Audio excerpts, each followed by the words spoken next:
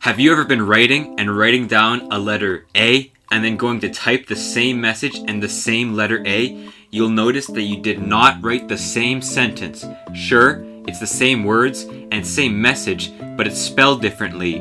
No letters are out of place, but when you look closely, the two A's are different. On the computer, the swoosh of the A is long and curves down, but on your paper, it's more of a stem beside the circle. Why did this one letter become two? Sure, you knew there were two A's, uppercase and lowercase, but we're talking about two lowercase A's. Why did this letter become split in two? Now, the letter A is derived from the Egyptian letter of a bullhead. Not sure what it means, but it's a bullhead. The bullhead became simplified and then simplified again, and the Phoenician version, Aleph, was written like this. The Greeks spinned it on its side and it became Alpha with a lowercase like this. The lowercase looks awfully close to our version of A. In uncial script, you may have seen it, it's what the stereotypical medieval writing looks like. The Greeks used this symbol for alpha, closer to our short stem A, but not quite, and the Romans used this, extending the top of it to make it closer to our modern long stem A. So why have we adjusted the letter again to make it shorter from how the Romans did it? It turns out, like most of these quirks found in letters, it's pretty much just what people got used to and started using. Look at the computer A, also called double story, whereas the circle with stem is called single story. If you were to just straighten the top out, you would get the long version of A, something like a D. If you were to chop off the curve, you would get a single story A. These two versions were once upon a time the exact same version. It just so happens that people are actually really lazy and over time stopped writing the double story A in preference of the single story A. I mean, are you really gonna write this letter out when the much faster small a works?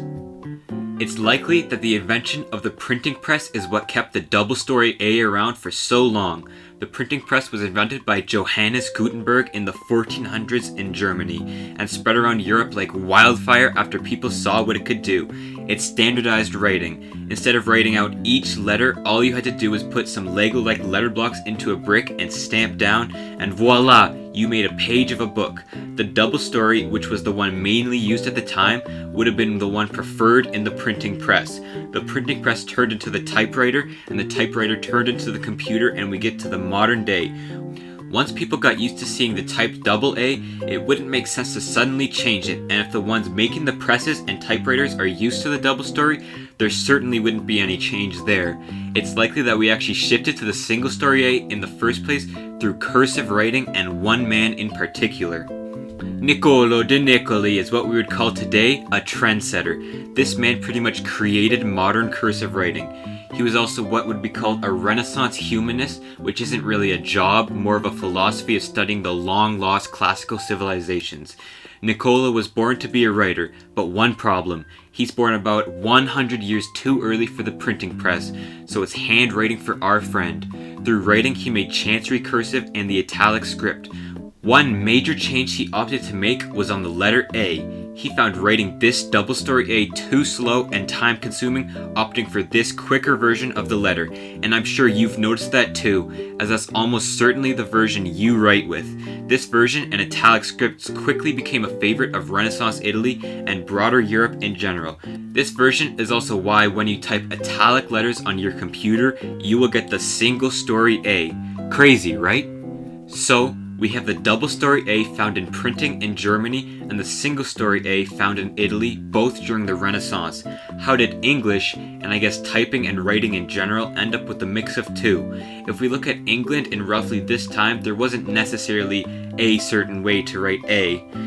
We can look at old notes, in particular a penmanship book which shows the alphabet. This was made in 1570 by two writers and may have even been the version which Shakespeare learned how to write with. Look at this. Does this look like the alphabet to you? At first you cannot recognize most letters, and frankly that was the standard of the time. No standard. There is no standard way to write any letters really. Here's A. You can see it says AAA, AA, A, all in slightly different ways. It makes sense. When you write, you never really write in exactly the same way, but this was a penmanship book used specifically to learn how to write, and both the double story and single story A's are used. There is just no way to write in England. Here's Shakespeare's will. Can you read it? Because I can't. I can make out a few words, and in the word after, you can see Shakespeare used the single story A, perhaps inspired by the alphabet he learned with, or perhaps inspired by Nicolo de Nicoli's scripts. And this is where the story really ends. There's not too much documented about the letter A, especially during the Renaissance time when the major shift was happening, so we're left with this educated guess. Italic script being popularized killed the double story A. If it wasn't for the printing press, which, invented in Germany, took a couple decades for Italian ideas to reach it, so it kept the double story A around, and it's just another quirk of writing that us modern humans have to live with. Or, if you want to see this as a symbol of the difference between Northern and Southern Europe during the Renaissance, a precursor to the differences which would define Europe for centuries, you can do that. But for the rest of us, it doesn't really matter. Interesting to know, but if you've ever wondered why there's two A's, you can now blame these two guys.